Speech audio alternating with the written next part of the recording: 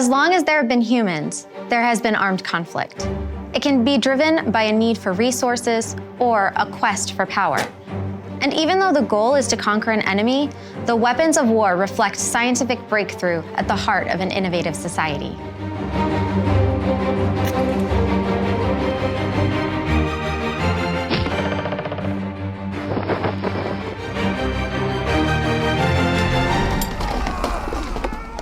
Fighting is always about things that people want to have that are in the possession of others. For whatever reason you think that you have a right to take those things away from other people. Even in hunter-gatherer societies that are supposedly more egalitarian, there still could be fighting going on for, let's say, against rival groups for the most let's say, rich areas for hunting and for foraging. There was an overlap between tools of hunting and tools of warfare.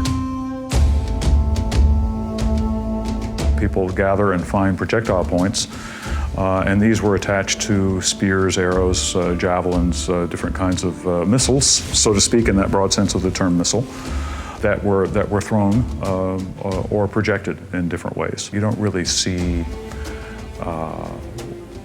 warfare as such with armed forces, armies that we can imagine as armies emerging until a later period when you have cities having developed already. That's where you begin to see technologies of warfare developing. You begin to see armies.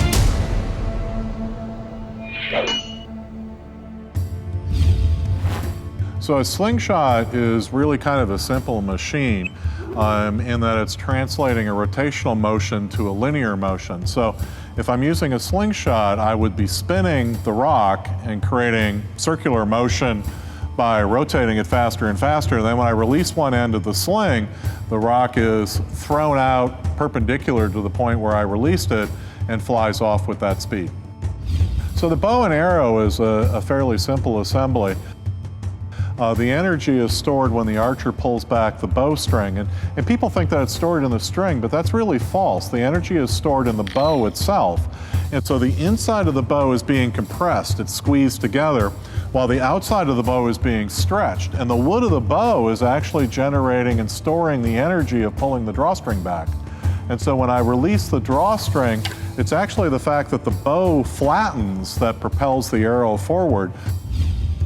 So the crossbow was another natural invention to get more power out of a bow and arrow, because one of the limitations, of course, in a bow is how strong the archer is. Well, the crossbow gets around that because it uses simple machines like a wheel and an axle and a screw to help bend the bows. In ancient times, warfare was basically based on people power. One of the large inventions was the shock cavalry, the mounted knight with a lance. So by putting a warrior on horseback, you were no longer limited to the force of a man. You can now leverage the force of the horse in combat. There are stirrups, which is a very important technological innovation in its own right. So the stirrup helped hold the knight in place, and that allowed the force of the horse to be brought against opponents. So here's the point. We're talking about acceleration, which in physics is the rate of change of velocity of an object.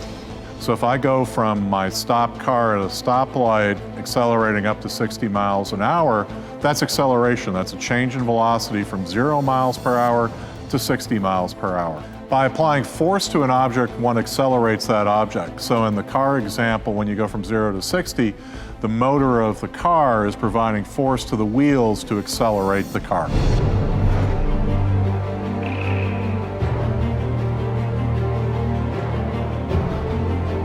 Castles become a set part of the medieval landscape because of the importance of land, because of the value of land and agriculture.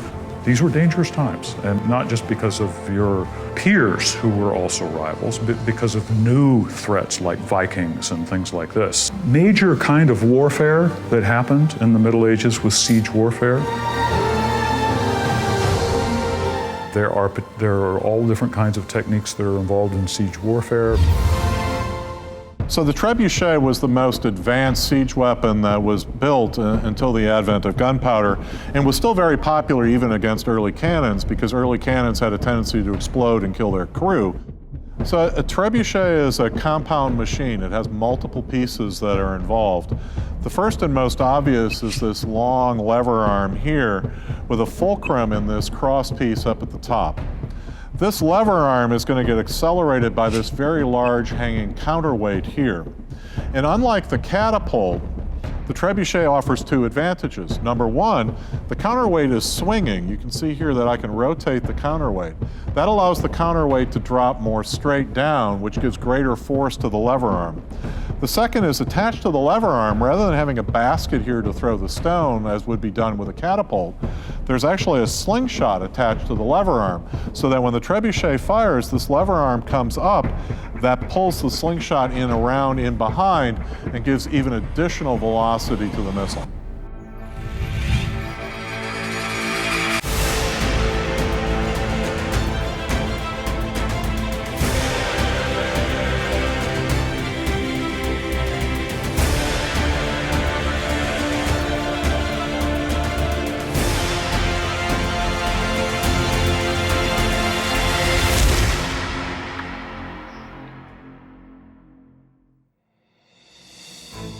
And it's in the 14th century that you see gradually the development of prototype firearms. That process then continues as you go into the 15th and 16th centuries.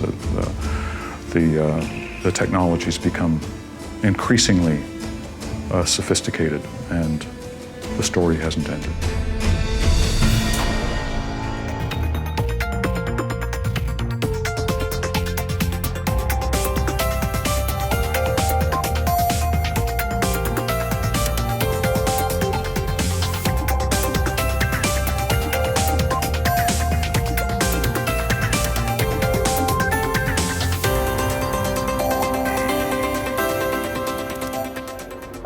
We are standing at the 10,000-foot sled track at Sandia National Labs Validation and Qualification Sciences Experimental Complex. This is where we do high-speed environmental testing of various systems, from transportation to weapons components. The sled track is 2 crane rails strapped to the ground running from here 10,000 feet to the north. We put a sled on that track using shoes to tie it down and rockets to the back of that to accelerate our test articles. Primary function of the laboratories is nuclear weapons testing, but we test a variety of components, from shipping containers to transportation, re-entry vehicles. The fastest speed ever achieved on the track is about 6,000 feet per second, which is roughly 5 times the speed of sound. The majority of our tests range from 400 to 2,000 feet per second. The acceleration starts with the thrust out of the motors. That's fundamentally an aerodynamics and fluid mechanics problem. The sleds are held onto the track. That involves solid mechanics and strength of materials. Aerodynamics are involved again with regard to drag and the slowing down of the sled as it goes along. Fluid mechanics come back into play when we have to slow our pusher sleds. We use a water brake system. There's a trough in the center of the track that we fill with water, and a scoop on the bottom of the sled hits that water and transfers its momentum into that water. That's how we bring our sleds to a stop non-destructively. The impact mechanics come at the end of the track when we bring our test article to a rather abrupt stop.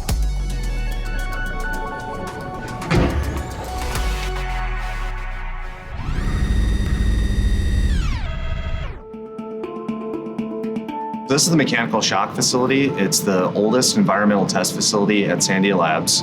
And we do impact testing and shock testing for mechanical parts. Behind me is one of the tools that we use to create the shock environments here at the building. It's called the 20-inch actuator. It basically is the motive force to propel sleds down our indoor sled track to create shock environments, or else an impact environment during our tests. Our track's a little bit different than the sled track. We use a monorail instead of a dual rail system. That makes it so that we can get rid of some noise as the sled is moving down the track. We don't have a lot of chatter or other acceleration that we don't want.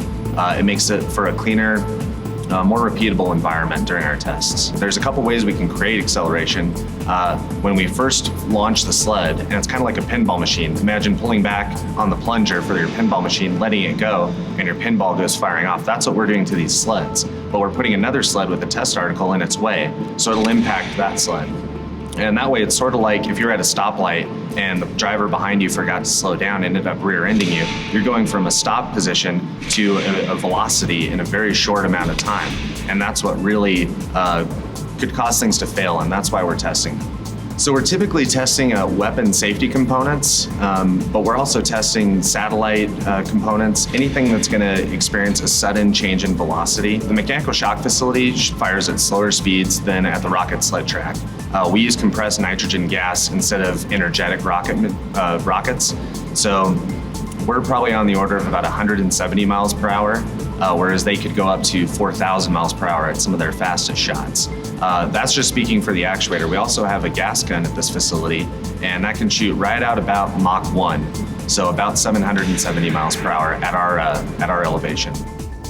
While these scientists are accelerating objects at speeds unimaginable to medieval warriors, some of their colleagues are working on a different kind of acceleration.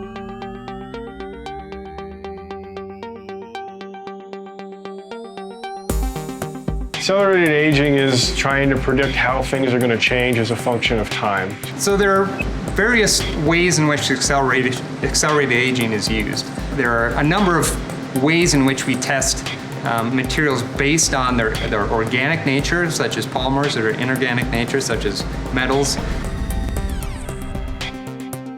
So one of the tests we utilize is called a salt fog test, where we inundate various types of materials with salt. Oftentimes these are metals. We can look at a number of different types of metals, and we do that for a certain period of time, say a few weeks. And then after that, we take them out and we can look at how much corrosion loss has occurred within that time frame and rank them based on that.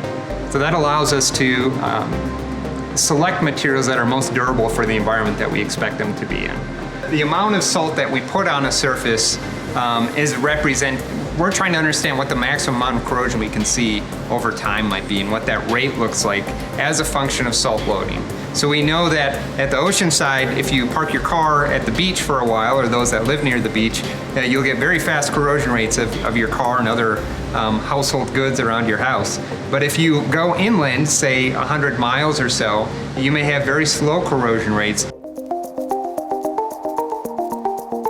So this laboratory is primarily an organic materials aging and degradation laboratory. What we focus in on is organic material aging, more specifically polymer aging, common everyday things like nylon. Other materials would be cable insulation. The specific applications that we're looking at are more of the high consequence applications. The example that we always talk to is nuclear power plants. We're more focused on thermal oxidative aging or thermal aging because the oxygen in the air is primary driver for our degradation processes. It's not like the metals where salt or water cause corrosion. By elevating temperature, that's the simplest way with which we can accelerate time. But it's not as easy as it looks. Think of an egg.